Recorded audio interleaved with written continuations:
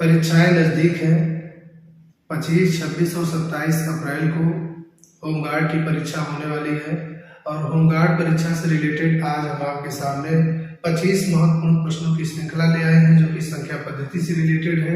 यहाँ से प्रश्न जरूर बनेंगे। वीडियो को अंत तक देखें तथा ध्यान से इसे समझें, बहुत इंपॉर्टेंट है बच्चों। जैसे कि हमारा यहाँ पे पहला प्रश्न हमको दिया गया है 101, 105 और 102 में का इकाई का अंक क्या है। तो बच्चों देखिए, इसमें अगर हम इकाई का अंक निकालेंगे तो कभी भी किसी संख्या में इकाई का अंक निकालने के लिए हम इकाई के अंकों का आपस में गुणा कर देते हैं।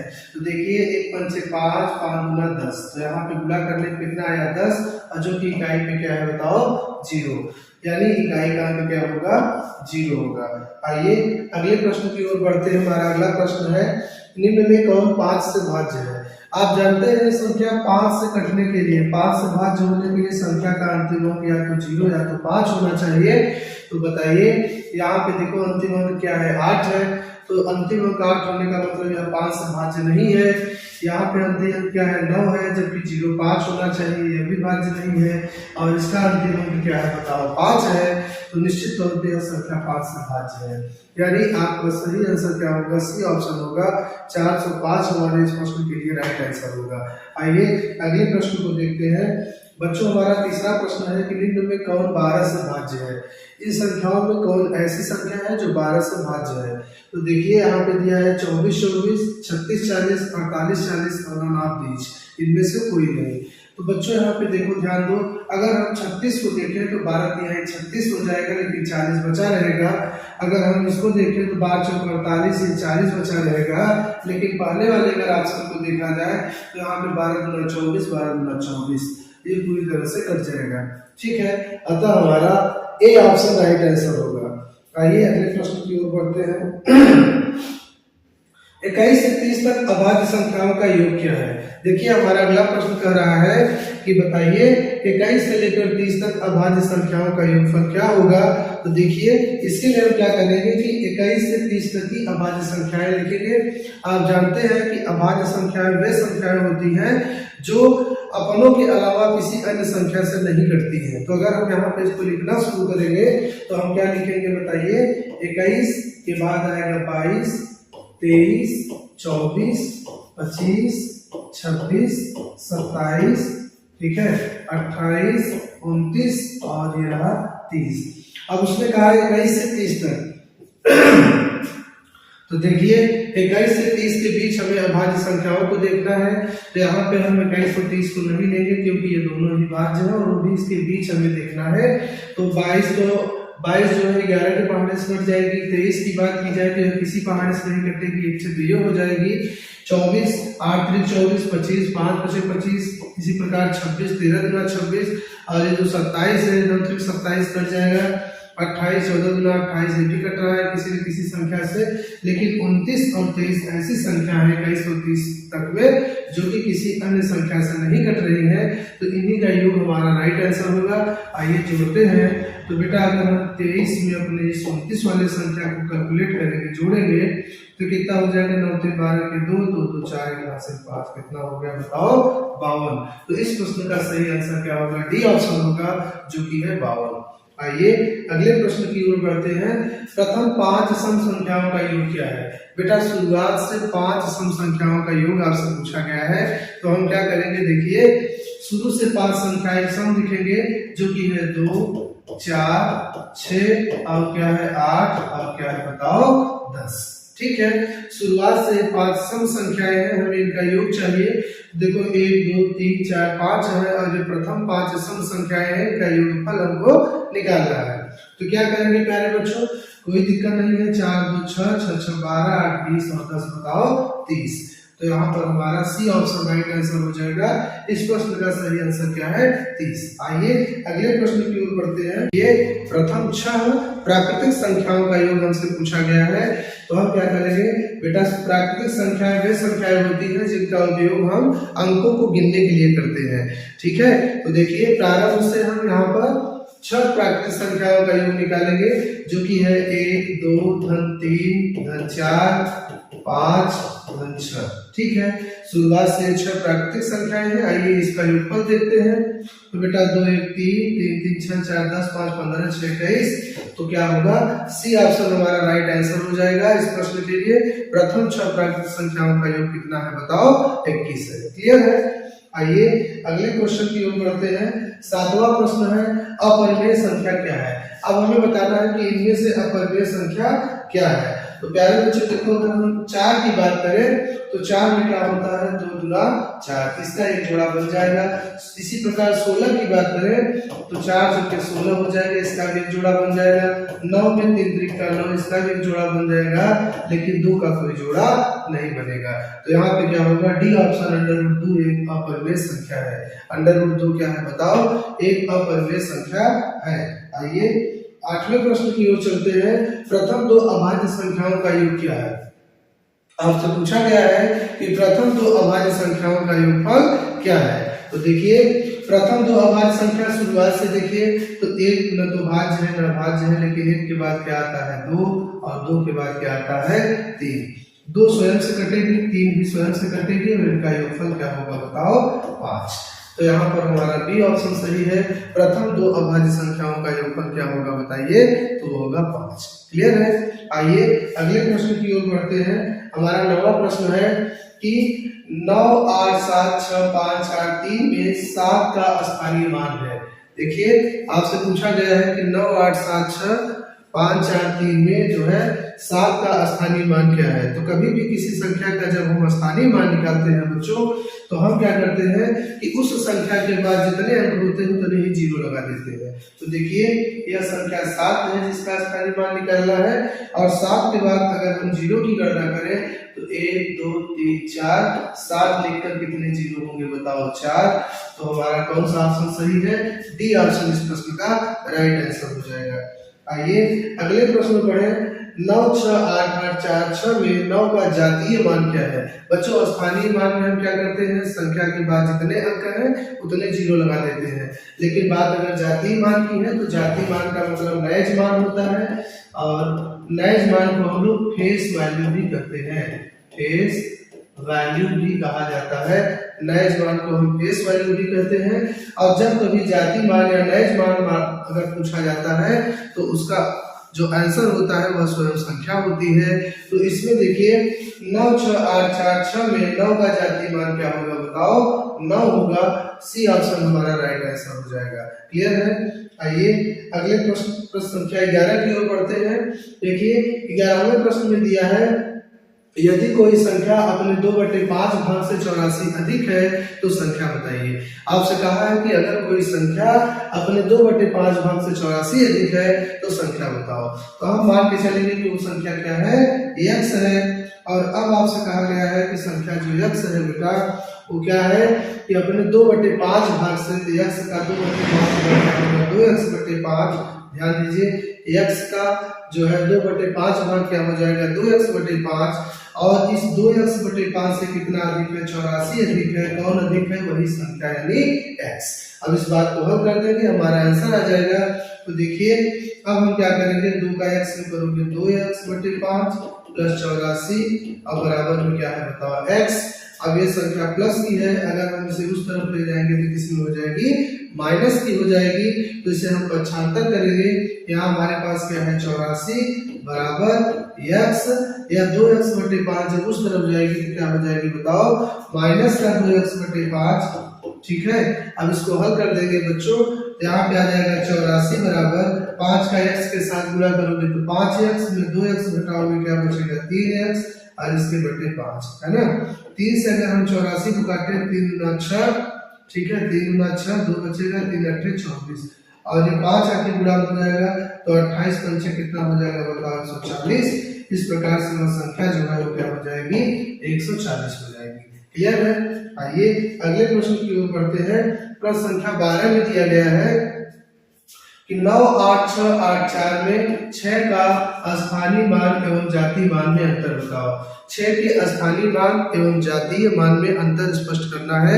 तो प्यारे बच्चों, जब कभी ऐसा प्रश्न आ जाता है जिसमें जातीय और स्थानीय मान के अंतर पूछते हैं, तो मैंने आपसे बताया था कि स्थानीय मान का मतलब है जिस संख्या का स्थानीय मान पूछेगा उसके बाद बचे अंकों के लिए हम क्या लगा देंगे, 0 लगा देंगे। यहाँ पे 6 है और 6 के बाद कितने अंक हैं, 2 अंक हैं, तो 2 0 लगेगा, यानी 6 का जो स्थानीय मान होगा बताओ क्या होगा, 600। और 6 का जातीय मान स्वयं वही संख्या 6 होगी, अंतर माने दोनों को हम आपस में घटा देंगे। तो ऐसे ही देखो 600 में जब 6 रुपए घटाओगे, यहाँ आ जाएगा 4, यहाँ आ जाएगा 9, यहाँ आ जाएगा 5, तो 594 हमारा राइट आंसर हो जाएगा। क्लियर है? आइए अगले प्रश्न की ओर बढ़ते हैं। प्रश्न संख्या 13 है और इसमें कहा गया है कि 432 के घाते 31 में इकाई का अंक क्या है। 432 के घाते 31 में इकाई का अंक क्या है। तो प्यारे बच्चों, यहाँ अगर हमें इकाई का अंक निकालना है तो हम क्या करेंगे, देखो 432 के घाते क्या है बताओ, 31। इसमें क्या होता है, जब कभी 2, 4, 6, 8 रहे, हाँ, अगर 2 की घात 4 हो, 4 की घात 4 हो, 6 की घात 4 हो, 8 की घात 4 हो, अगर 2, 4, 6, 8 की घात 4 हो, तो सदैव इकाई का अंक क्या हो जाता है, 6। ठीक है। इसी प्रकार से 1, 3, 7, 9 की अगर घातें 4 होती है तो इकाई का अंक क्या हो जाता है, 1 हो जाता है। क्लियर है? अब देखिए इसी तरह से बच्चों, और जो 15, 60 होता है, यानी 1, 5, 6 0 होने पर यह स्वयं संख्या इकाई का अंक, 1 की घात 4 होने पर इकाई का अंक स्वयं 1 होता है। 1 की घात चाहे जो हो उसकी इकाई का अंक 1 होता है। 5 का 5, 6 का 6 और 0 का 0 होता है। तो बच्चों यहाँ पे हमें क्या दिया है, 432 की घात 31। तो सबसे पहले हम क्या करेंगे, ये जो हमें घात दी है इसको हम 4 के घात के रूप में लिखेंगे सबसे पहले। ठीक है? क्लियर है? तो देखो 432 की घात जो हमारा 31 है, इसे हम लिख सकते हैं 28 प्लस 3। 28 और 3 कितना होता है, 31। यहाँ 28 4 के पहाड़ी से कट जाएगा, तो इसी बात को हम लिखेंगे 432 की घात 28 गुणे इसी 432 की घात कितना लिख सकते हो बताओ, 3। अब क्या होगा, अगर आधार बराबर है तो घात जोड़ेंगे फिर से 31 हो जाएगी। लेकिन देखिए नियम क्या है कि अगर घात 4 के पहाड़ी से कट रही है और इकाई पर 2 है तो उसका आंसर क्या होता है, 6। तो इसके लिए इकाई का अंक क्या हो गया, 6 हो गया, गुणे अब 2 की घात 3 का इकाई अंक क्या होगा, तो 2 दूनी 4 दूनी 8 होगा। अब 8 का 6 में गुणा करेंगे कितना आएगा, 48, अर्थात इकाई का अंक क्या है बताओ, 8। बी ऑप्शन हमारा राइट आंसर हो जाएगा। आइए प्रश्न संख्या 14 में पढ़ते हैं। 14 में दिया गया है कि 243 की घात 21 में इकाई का अंक क्या है। देखिए 243 की घात कितना है, 21 है। हम इसे लिख सकते हैं 243 की घात 20 और 243 की घात 1। क्लियर है? क्योंकि 20 और 1 कितना हो जाएगा बताओ, 21। अब हमें यहाँ इकाई का अंक निकालना है, तो 3 होने पर अगर 4 से उसकी घात कट रही है, 3 होने पर 4 से घात कट रही है तो 1 हो जाता है, और 3 की घात 1 का 3 होगा, तो 3 का 3। तो इस प्रकार से इसका इकाई का अंक क्या हो जाएगा, 3। ए ऑप्शन हमारा राइट आंसर हो जाएगा। आइए अगले प्रश्न की ओर बढ़ते हैं। प्रश्न संख्या 15।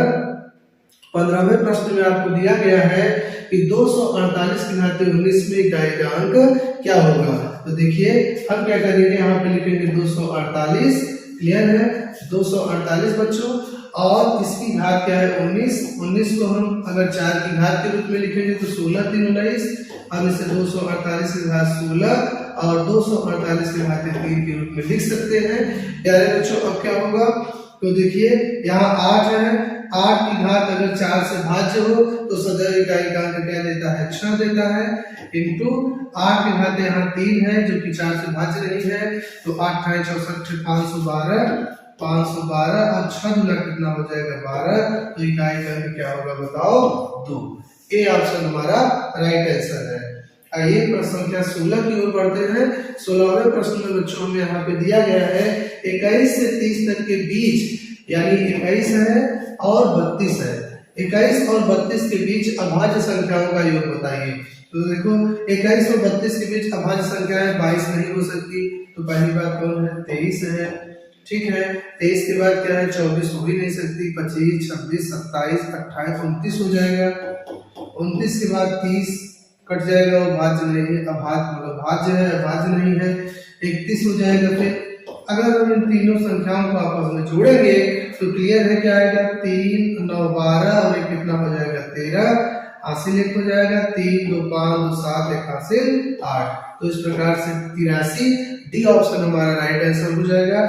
आइए अगले प्रश्न की ओर। 17वां प्रश्न है, दो संख्याएं 3 अनुपात 4 के अनुपात में है, इनका योग 350 है, तो छोटी संख्या ज्ञात कीजिए। ठीक है, यहाँ पे दिया है कि दो संख्याएं 3 और 4 के अनुपात में है, जिनका योग क्या है, 350 है।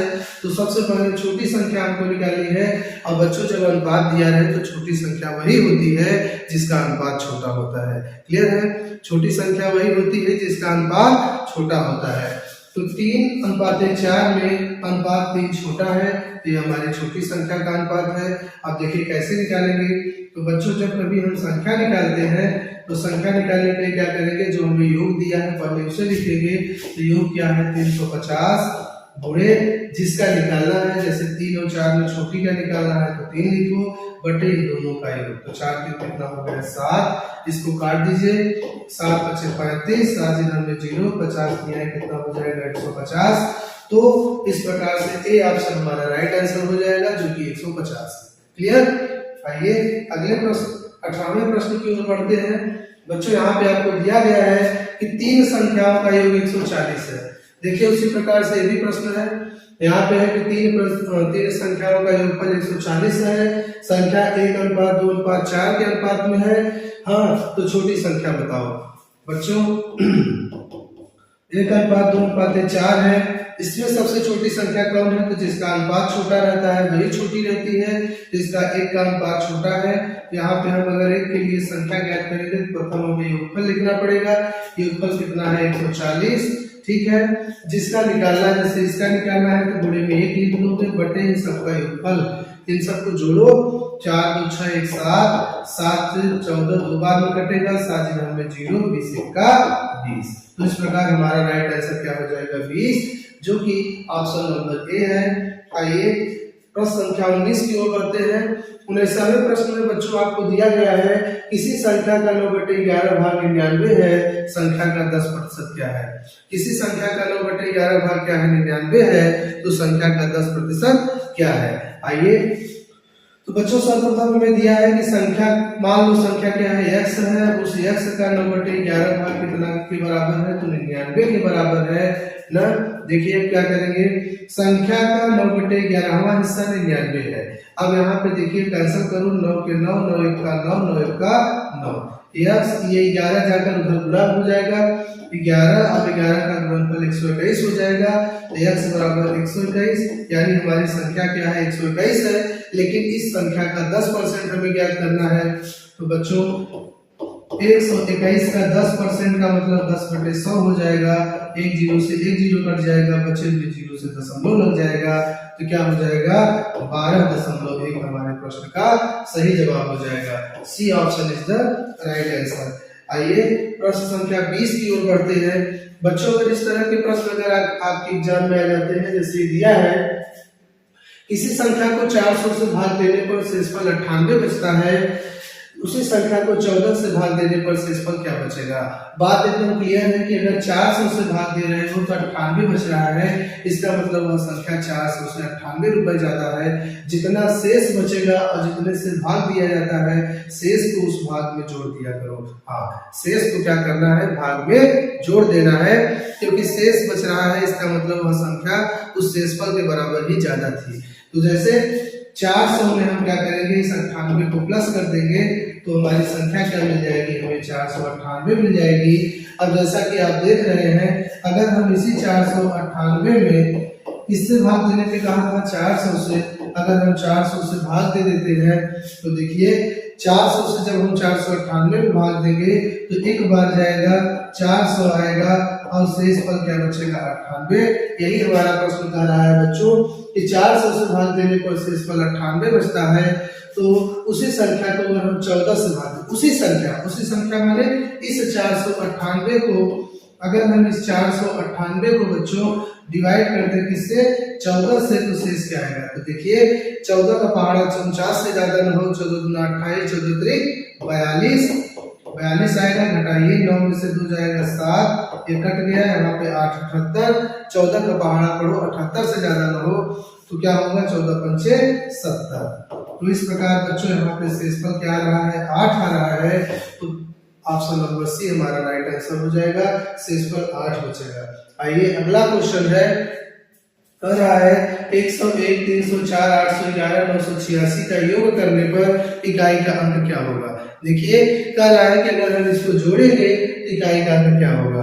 तो प्यारे बच्चों अगर एग्जाम के टाइम में आप इसको जोड़ने लगोगे तो समय ज्यादा लगेगा। इकाई का अंक पूछा है कि जोड़ने क्या होगा, तो हम सारे इकाई के अंकों को ही जोड़ लेंगे। तो देखिए जोड़िए, चलिए 6, 1, 7, 4, 11 और 12 जोड़ने में कितना है इकाई को, 12। तो देखिए 12 में इकाई का अंक क्या है, 2 है। हमारे प्रश्न का सही जवाब क्या हो जाएगा, 2 हो जाएगा।